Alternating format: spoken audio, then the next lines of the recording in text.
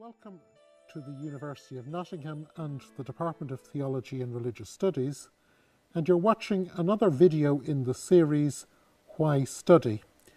With me today I've Dr. John Hoover, who's our expert in Islamic studies, and he's also an expert in the work of Ibn Taymiyyah, who is a famous Arabic historian.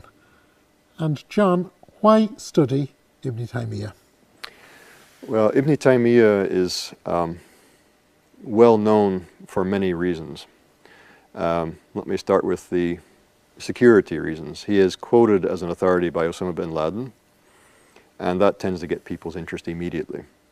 And then he's also famous for having written a large work on Shiism, which is feeding into a lot of Sunni Shia polemics today. He was himself a Sunni.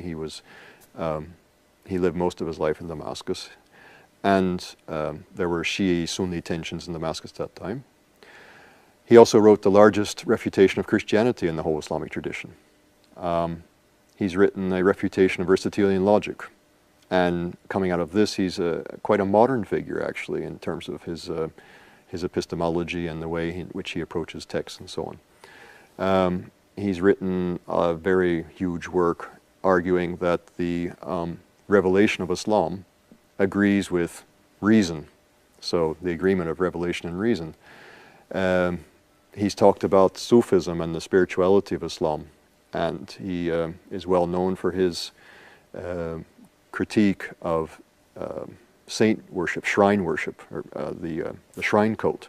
So he covers all kinds of things, and there are different groups of Muslims and non-Muslims today who have taken interest in his work on any one of these counts and gotten quite into his thought.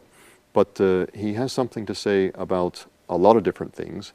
He stands about midway between the beginning of Islam and the present day. He lived in the late 1200s, early 1300s. He died in 1328.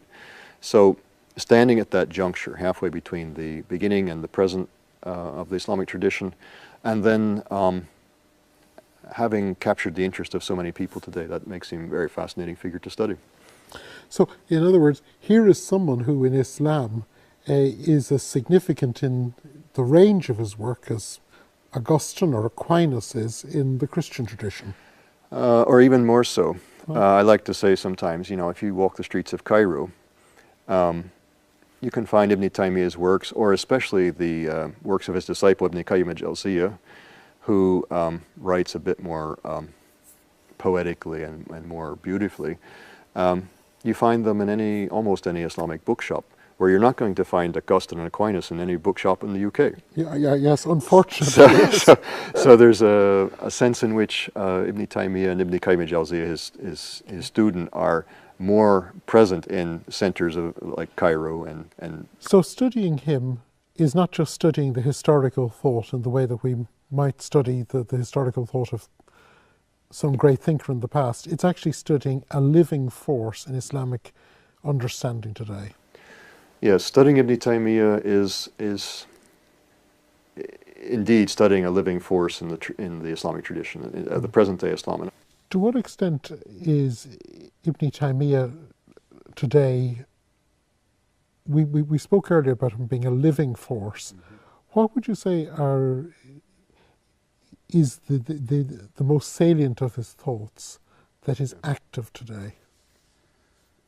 He really believed firmly that the religion of Islam was rational and agreed with reason, and he worked hard to show that. So he's an apologist, and I think that connects very closely with what many modern Muslims, not all modern Muslims, but many modern Muslims are seeking, is a rationalization and an attempt to explain the Quran and the tradition of the Prophet Muhammad in a way which makes sense. He's trying to make that make sense.